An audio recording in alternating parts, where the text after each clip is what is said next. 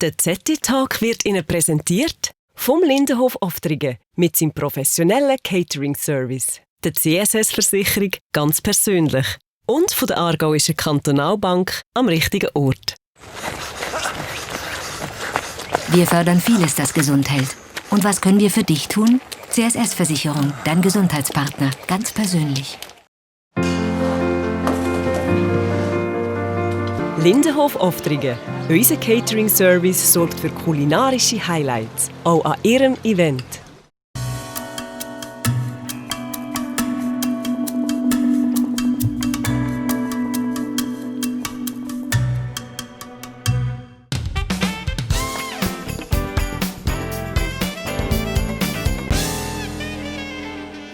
Die Badesaison ist gerettet, bald gehen die Schwimmbäder wieder auf. Herzlich willkommen zum ZT-Talk.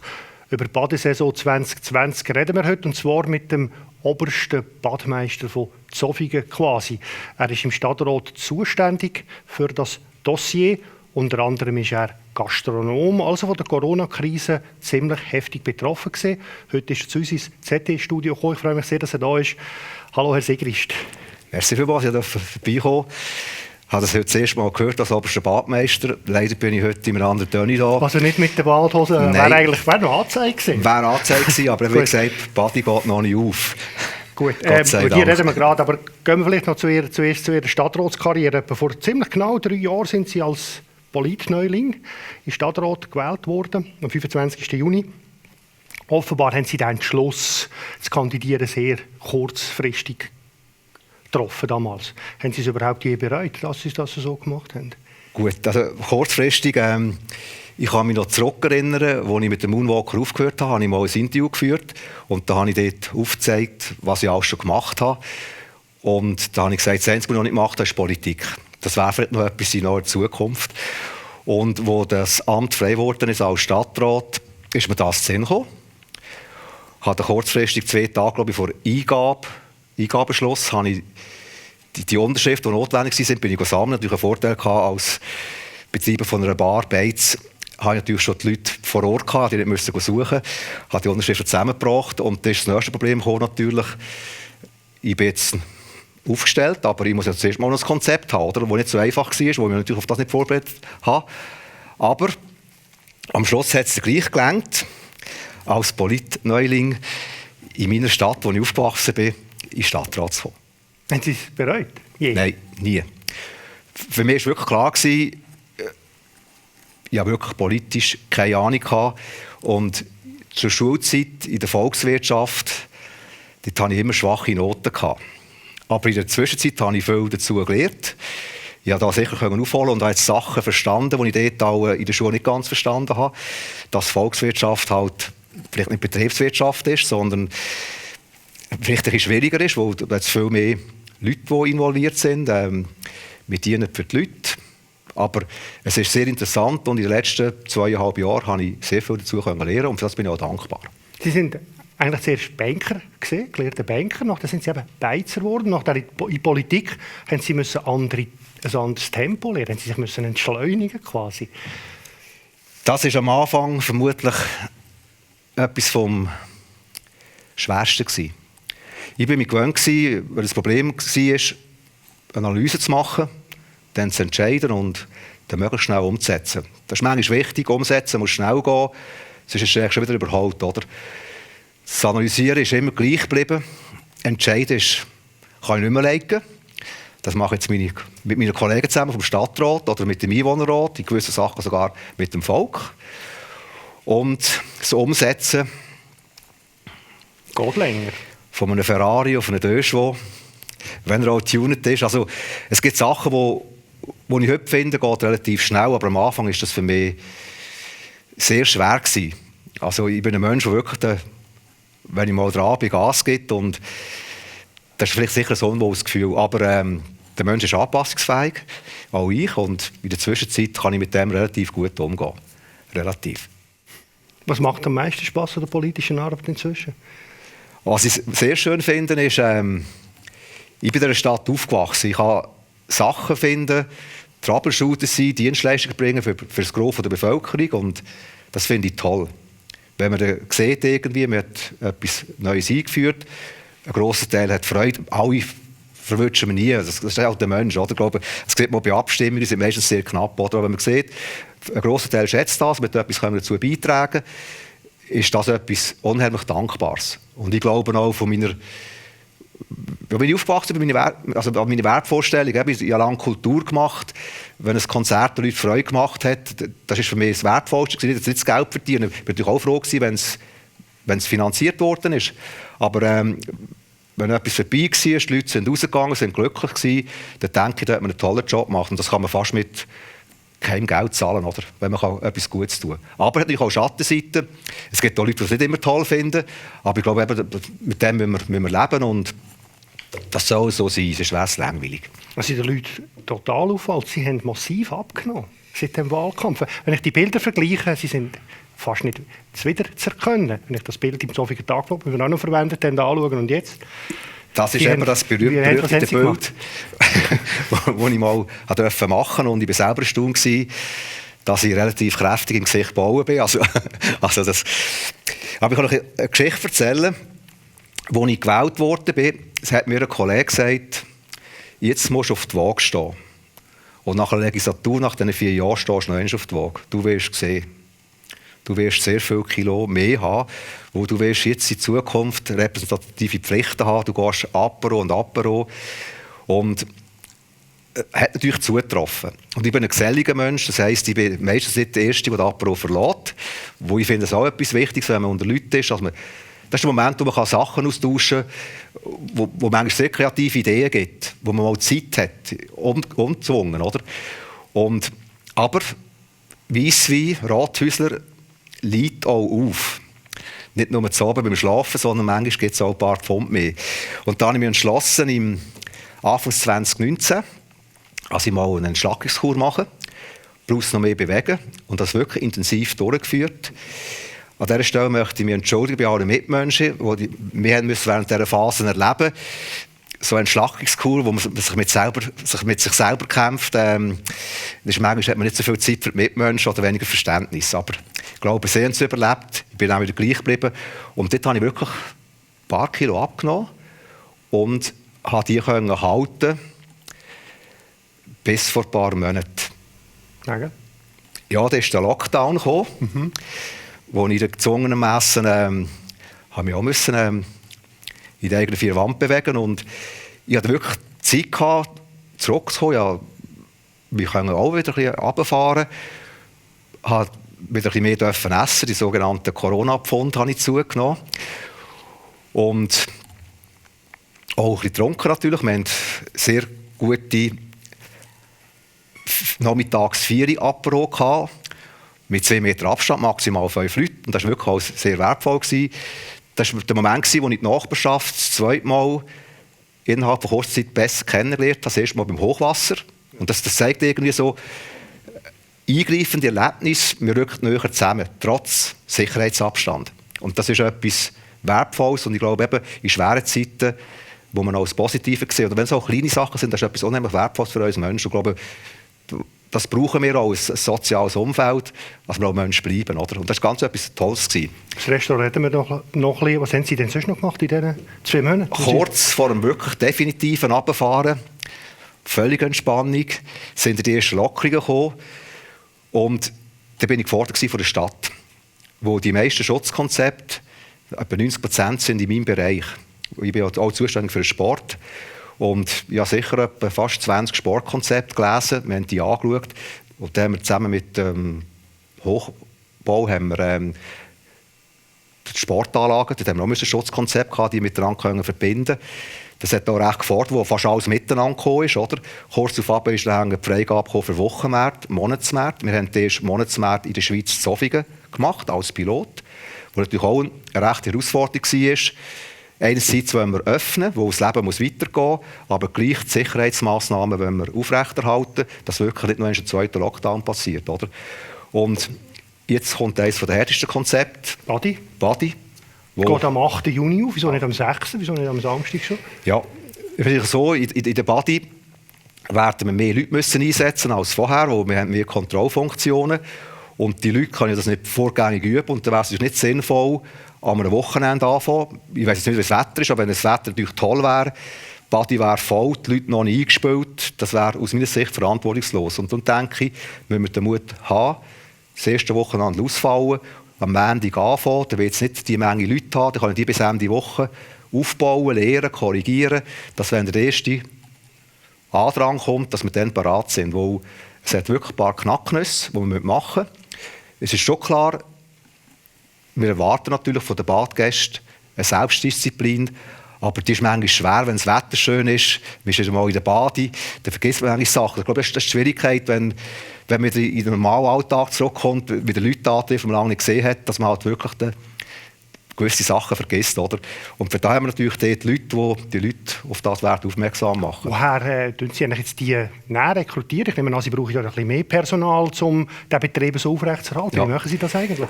Wir haben da die Schwierigkeit in dem Ganzen auch für die Stadt. Wir haben Ausfälle, die uns kosten. Das werden wir Ende Jahr merken. Es werden noch Sachen kommen, die wir heute nicht wissen. Und jetzt habe ich versucht, das Budget irgendwie, wenn möglich, nicht strapazieren. Wir werden jetzt Leute abziehen vom Werkhof, die im Landbereich sind, die natürlich in den Kosten schon eingerechnet sind, und werden mit der Chance Z, das sind, wo wir vielleicht auch schon gesehen haben während der Lockdown-Phase, die gehen die Stadt reinigen, werden mit denen zusammenarbeiten, das Engagement mit denen erweitern, dass die Stadt gleich sauber bleibt.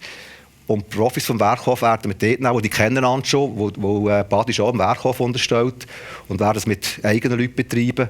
Und da müssen neue zusätzliche anstellen, wo dann wieder neue zusätzliche Kostenfolgen haben. Oder? Also die Idee ist im Prinzip das, möglichst Kosten optimieren, aber trotzdem können öffnen. Oder? Und das war wirklich ein Knacknuss gewesen. Aber ich denke, da finden wir eine sinnvolle Lösung. Oder? Und 1000 Leute dürfen rein aufs Mal. Ja. Wie kontrolliert man das? Also beim Eingang ist es relativ einfach. Da hat man Eingangskontrolle und Ausgangskontrolle. Dort empfehlen wir, das ist ganz wichtig, wir haben jetzt ein Kartenlesergerät, das sind wir am Beschaffen. Wir hoffen, dass es bis zu dem Zeitpunkt da ist, wo die Leute hier berufslos zahlen können. Die Abonnemente, die wir im Einsatz haben, da haben wir auch eine Lösung gefunden. Wir haben im Prinzip ja einen Monat weniger, wo wir jetzt so lange müssen warten. Und jetzt haben wir entschieden, der Abopreis bleibt gleich. Wir werden aber die Badi einen Monat länger offen haben, sofern das Wetter zulässt. Und dann haben wir das eigentlich auch wieder weggemacht. Und es ist auch wieder ein Mehrwert für die Leute. Und es ist ja in den letzten Jahren immer tolles Wetter im Oktober, das ist kein Problem. Genau. Ja. Und also ich bin jetzt auch da zuversichtlich, dass das Jahr nicht wieder irgendwie noch einen extra Corona-Sommer geben, wo uns auch noch eins auf den Kappen wird geben. Ich glaube, ich bin jetzt zuversichtlich. Oder? Und dann hätten wir das im Prinzip auch gelöst. Und da gibt es natürlich eben gewisse Bedingungen. Oder? Wir haben 1000 Leute, die gesamthaft ins Schwimmbad können. Und dann haben wir sogenannte Wasserzonen, wo die Becken sind. Und dort können maximal 150 Leute rein. Wenn man jetzt so eine Rechnung macht, sind das rund von den 1000 Leuten 15%. Und das ist natürlich auch ein Bitte an die Leute, dass sie solidarisch sind und nicht irgendwie 5 Stunden im Wasser sind und ihre Kollegen, die draussen sind, können sie nicht abkühlen. Also man dort echt auch wirklich halt reingeht, sich abkühlt, geschwind eine Runde geht schwimmen und vielleicht das halt mehrmals macht. Oder? Und echt nicht vergisst, ich bin nicht der Einzige in der Badi und die anderen wollen vielleicht auch baden. Oder? Das ist halt sicher nicht so einfach, aber ich denke, es muss sich einspielen. Und es gibt gewisse Schwimmbäder, die Zeitlimiten geben, wie lange jemand sich im Wasser aufhalten kann. Aber ich finde, wenn man wirklich da alles durchgeht, der Schwimmbadausflug muss geplant werden. Nach einer Checkliste, glaube ich, da bleibe ich lieber gerade daheim lassen, Wasser in die Badwanne und dann weiss jeder, wann ich raus kann gehen. Oder? Also, wenn wir wirklich schauen. Oder? Jetzt haben wir eine Lösung gefunden, die Sinn macht. Im grossen Becken kann man schwimmen. Da haben wir auch ein Becken, wo man andere Sachen machen kann. Wir haben jetzt auch ein Planschbecken für die Kleinen haben wir aufgetan. Dort gibt es keine Abstandsregelung, analog von der Schule. Die einzigen Abstandsregeln sind zu den Eltern, die wir dort auch haben, zu den Lehrern. Und dort haben wir Markierungen gemacht. Also ich glaube, das Ganze läuft durch. In der Badi haben wir auch einen weiteren Punkt, das ist Gastronomie. Ja. Die unterstehen am Gastro-Konzept. Also, wenn es darum geht, muss man an allen Orten anstehen. Wo halt eben, jetzt ist mein Sitzplatz ist voll, ins Wasser kann ich auch nicht, aber man kann da sündeln. Kann sein, dass dieses Jahr die Leute brüner werden. Ja, ich weiss auch nicht. Aber okay. Ich denke, es ist auch gleich gut, wenn jetzt das Wetter schön ist, wir haben keine Open Airs, es sind sehr viele Veranstaltungen nicht, dann kann die Party wirklich etwas Wertvolles sein. Oder? Und was wichtig ist, dass sich alle daran halten, das schätzen. Wir sind schnell, wir tun sofort wieder auf und wir freuen uns, dass wir etwas bieten können. Oder? Ihr Restaurant Ihr Lokal in der Stadt war 2 Monate zu, Ski 69. Jetzt haben Sie wieder aufgemacht am 11. Mai. Nehme ich an. Ja. Wie ist das alles gegangen jetzt? Spezielle Vorbereitung. Ich weiß nicht, wenn ich das letzte Mal einen Meter in die Hand genommen habe und festgestellt habe, dass 2 Meter doch noch relativ gross ist. Oder? Vermutlich habe ich einen halben Tag mal ausgemessen. Wir haben zum Teil Bänke fix drin oder Tische, die montiert worden sind, also die fix angemacht sind. Und da sind die Abstände relativ schwer. Ich habe mir da Gedanken gemacht, ob ich die rausschrauben soll, ein anderes Tischkonzept rein tun, aber festgestellt schlussendlich, es bringt gar nicht mehr. Weil der Hocker sind echt die 2 Meter. Der riesen Vorteil, den wir auch für die Stadt gemacht haben, wir haben allen Gastronomen die Möglichkeit gegeben, dass sie in Absprache mit den Nachbarn ihre Gartenbeize erweitern können. Und die können Sachen auffahren, wenn es schön Wetter war. Natürlich in der ersten Woche, die wir aufgetan haben, war schlecht Wetter. Das ist meistens so. Murphy's Law. Bereitet uns täglich auch in diesen schweren Zeiten. Und dann haben wir festgestellt, als wir aufgetan haben, es ist schwer. Wir sind eigentlich da für eine Geselligkeit. Ich sage jetzt, das ist vielleicht der Unterschied zu einem Speisrestaurant, wo man essen geht. Mit den Leuten, die man zusammen ist, kann man schwätzen. Aber in der Bar ist auch, man kommt rein, man trifft jemanden, man geht zu einem anderen Gast. Das kann man alles nicht. Man muss Platz nehmen. Man kann sich nicht gross bewegen. Oder? Und das ist natürlich unangenehm. Man hätte mal ausgegangen, man hat das Bedürfnis, nach 2 Monaten wieder unter Leute zu gehen und muss sich auch dort wieder unter Regeln unterstellen. Und Regeln für Geselligkeit ist etwas vom Härtesten. Aber was schön war, wir haben wieder unsere Gäste getroffen nach 2 Monaten. Ich habe dort festgestellt, ein paar haben zugenommen. Das hat es auch gegeben. Ein paar haben abgenommen. Also auch während der Corona-Zeit konnte man Sport machen. Ja, jetzt machen wir das seit 2 Wochen. Wenn die nächste Frage ist, wie es finanziell ist. Ja, genau, das wäre natürlich die nächste Frage gewesen. Ja. Die sieht natürlich anders aus. Wir haben jetzt seit 2 Wochen haben wir Zahlen. Wir machen noch 40% vom Umsatz, den wir normal haben. Wir haben höhere Personalkosten und wo wir auch recht einen Kostenblock haben, ist mit diesen alkoholisierten Wässerchen, die man nicht in die Getränke hinein tut, sondern für die Hände braucht und für die Fläche, die sind sehr teuer. Also wo ich, bevor ich aufgetan bin, Sachen einkaufe, Hygieneartikel, bin ich verschrocken von der Rechnung her. Oder? Und jetzt sage ich jetzt in der Gastronomie, jetzt verglichen mit den Coiffeuren, die gehen nicht weiter am Gast. Oder? Das wäre ja, glaube ich, komisch, wenn man sagen, es gibt noch einen Flächendesinfiziermittelzuschlag pro Bier. Ich glaube nicht, aber echt das Gleiche. Es ist echt verrückt, weniger Umsatz, mehr Personal, mehr Kosten. Es wird eine schwere Zeit sein für die Gastronomie und ich kann mir gut vorstellen, dass es für gewisse wird eine Veränderung geben. Noch nicht jetzt, aber es wird irgendwann kommen. Oder? Aber für Sie erhoffen Sie sich, dass die Umsätze jetzt dann langsam wieder zurückkommen? Oder? Ich meine, mit 40% vom Umsatz können Sie wahrscheinlich nicht. Ja, also, das ist eine Tatsache, die ist. Ich sage, wir haben gut gearbeitet, wo wir Reserven haben. Das ist natürlich auch schade, wenn die vernichtet werden. Mit denen können wir vielleicht für einen Gast angenehme Sachen machen, die man zurückstellen muss. Aber so schnell wird man aus dem rauskommen.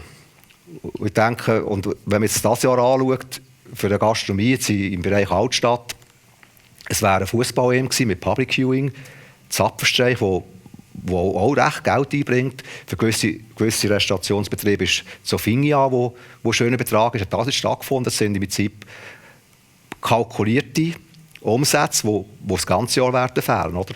Und natürlich, wenn man das alles die Supplements hat, die man braucht, und jetzt noch mit die 2 Monaten zugehört hat, eben gewisse Gastronomen haben Glück gehabt, dass die Mieter entgegengekommen sind, gewisse nicht.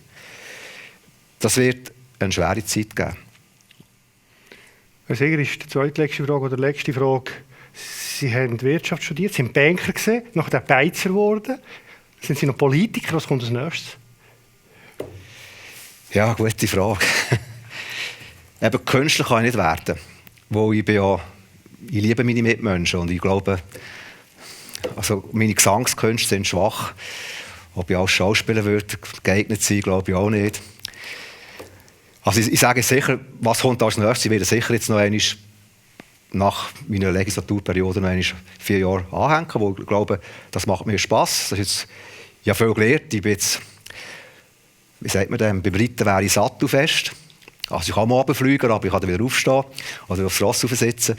Also ich glaube, ich würde die 4 Jahre gerne noch einmal machen, weil viele Sachen sind jetzt einfacher. Also ich komme schon leicht angebremst in ein Geschäft rein und muss nicht immer für die Vollbremse ziehen. Also das hat mir sicher viel geholfen und ich sage, es ist auch toll, in einem Team zusammen zu arbeiten. Das ist etwas völlig Neues. Aber vielleicht gibt es noch irgendetwas, was mir jetzt gerade nicht in den Sinn gekommen ist, was sich mal wird auftun wird. Wer weiß? Irgendwann. Irgendwann ist. Herr Sigrist, ganz herzlichen Dank für das Gespräch und dass Sie zu uns ins Studio gekommen sind. Ich danke Alles Gute Ihnen. Merci vielmals.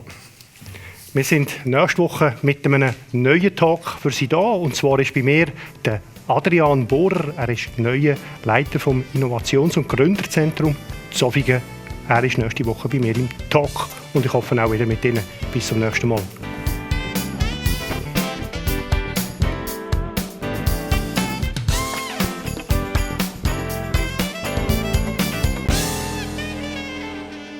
Der ZT-Talk ist Ihnen präsentiert worden vom Lindenhof Oftringen mit seinem professionellen Catering-Service, der CSS-Versicherung ganz persönlich und von der Aargauischen Kantonalbank am richtigen Ort.